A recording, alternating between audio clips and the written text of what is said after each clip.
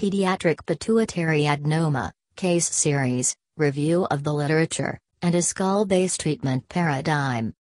By Perry, Avital via Journal of Neurological Surgery Part B, Skull Base. J. Neurol Surg B. DOI 10.1055/S003816259884. Background: Pediatric pituitary adenoma is a rare skull-based neoplasm, accounting for 3% of all intracranial neoplasms in children and 5% of pituitary adenomas. Compared with pituitary tumors in adults, secreting tumors predominate and longer disease trajectories are expected due to the patient age, resulting in a natural history and treatment paradigm that is complex and controversial. Objectives: the aims of this study were to describe a large, single-institution series of pediatric pituitary adenomas with extensive long-term follow-up and to conduct a systematic review examining outcomes after pituitary adenoma surgery in the pediatric population.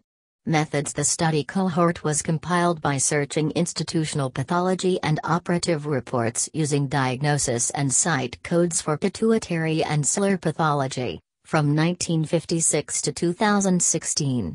Systematic review of the English language literature since 1970 was conducted using PubMed, MEDLINE, Embase, and Google Scholar. Results: 39 surgically managed pediatric pituitary adenomas were identified, including 15 prolactinomas, 14 corticotrophs, 7 somatotrophs, and 4 non-secreting adenomas.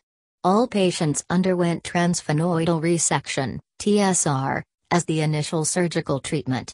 Surgical cure was achieved in 18, 46%, 21 experienced recurrent, persistent disease, with secondary treatments including repeat surgery in 10, radiation in 14, adjuvant pharmacotherapy in 11, and bilateral adrenalectomy in 3.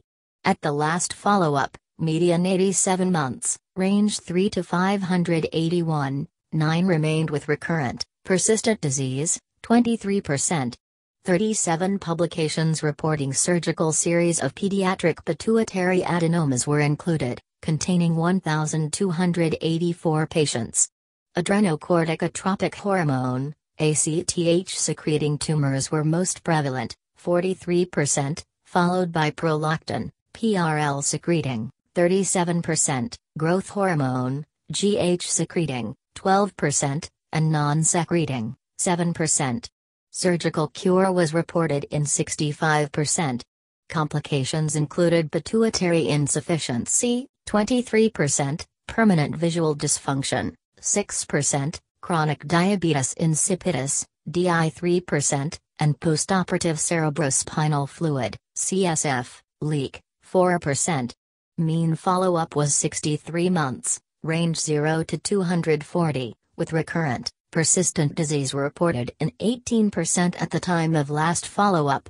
Conclusion: pediatric pituitary adenomas are diverse and challenging tumors with complexities far beyond those encountered in the management of routine adult pituitary disease, including nuanced decision-making, a technically demanding operative environment, high propensity for recurrence, and the potentially serious consequences of hypopituitarism with respect to fertility and growth potential in a pediatric population.